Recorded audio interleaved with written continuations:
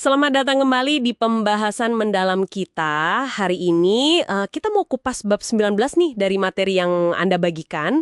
Judulnya menarik banget, menyelesaikan masa lalu untuk meraih masa depan. Pernah nggak sih Anda ngerasa kayak ada semacam tab yang kebuka terus gitu di kepala soal urusan lama? Mungkin tugas yang belum kelar, atau obrolan yang rasanya kok ngegantung gitu ya. Nah, sumber ini bilang, itu tuh bukan cuma perasaan doang, tapi beneran ada energi kita yang kayak kesedot ke sana. Gimana tuh? Kalau nutup buku masa lalu, itu secara aktif ya menghalangi kita buat hadir penuh di masa kini. Coba bayangin aja, tiap urusan yang belum selesai, itu seolah-olah makan, apa ya istilahnya, unit perhatian kita. Gitu. Akibatnya, ya kapasitas kita buat fokus ke yang penting sekarang, buat nangkap peluang baru, jadi terbatas banget.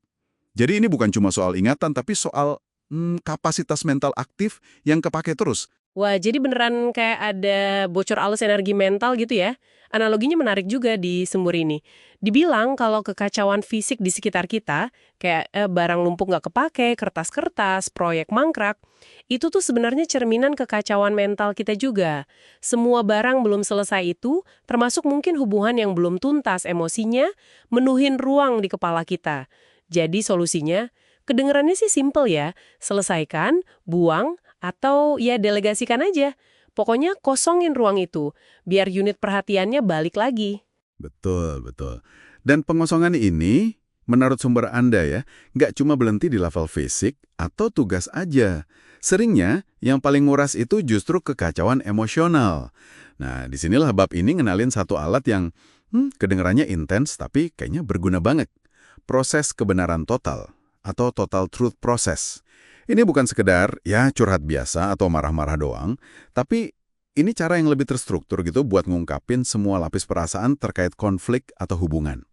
Mulai dari marah, sakit hati, takut, nyesel, pengennya apa, sampai akhirnya cinta dan pengampunan juga.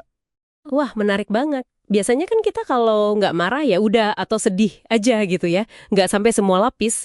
Proses ini kayak maksa kita nyelam lebih dalam gitu ya. Tujuannya apa sih sebenarnya? Biar lega doang. Emosional, yang benar-benar tuntas, supaya kita nggak lagi secara nggak sadar gitu ya, kebebanan sama emosi lama itu. Dan bisa nyambung lagi, connect lagi, baik sama diri sendiri maupun sama orang lain secara lebih asli gitu. Sumbernya nyaranin ini bisa dilakuin lewat obrolan langsung, atau kalau emang nggak mungkin bisa juga lewat surat. Ada istilahnya total truth letter. Kuncinya itu di kejujuran totalnya, pada semua lapis perasaan. Bukan cuma yang negatif aja.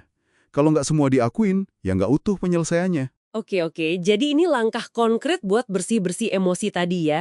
Dan ini nyambung banget logis ke konsep gede berikutnya di bab ini. Soal pengampunan. Sumber Anda kan nekenin banget pentingnya maafin orang lain, bisa rekan bisnis, teman, mantan. Meskipun ya perbuatan mereka mungkin nyakitin banget. Tapi ditekenin juga ini bukan soal ngelupain ya. Atau harus otomatis percaya lagi gitu kan ya. Sama sekali bukan. Pengampunan, dalam konteks ini ya, seperti yang dibahas di materi Anda, itu tindakan buat bebasin diri sendiri, itu intinya.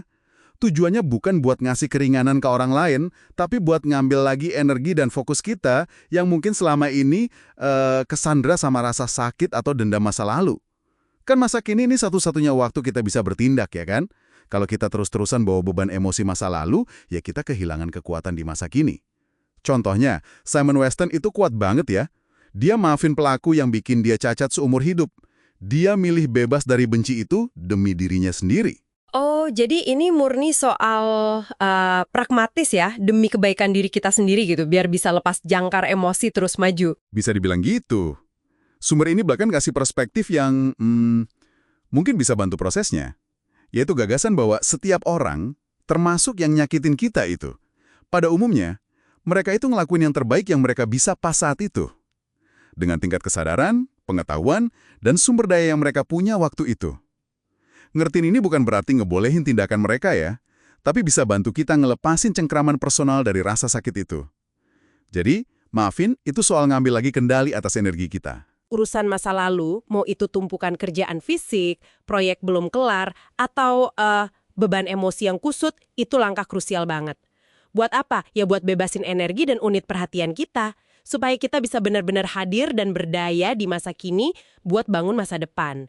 alat kayak proses kebenaran total tadi sama praktik memaafkan itu cara-cara spesifik yang ditawarin buat bersih-bersih ini.